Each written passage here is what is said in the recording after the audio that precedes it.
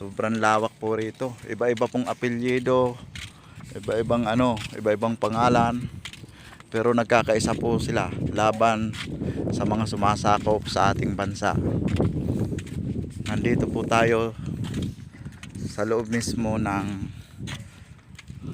shrine. Yan, kung saan ang pinakahuling lakad ng mga sundalo mula Bataan, dito po sila dinala sa loob ng shrine Death March Kapas O'Donnell.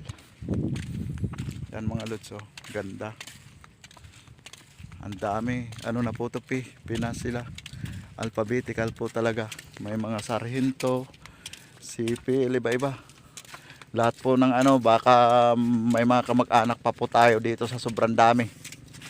Sobrang dami na namatay upang ipagtanggol ang ating bayan, ang ating bansang Pilipinas sa gustong manako pa yan.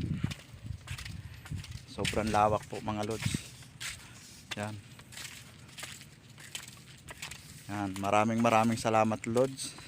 Hanggang dito na lang po ang aking pagla-live. Sana po ay magustuhan nyo po ang aking live. Yan, maraming salamat.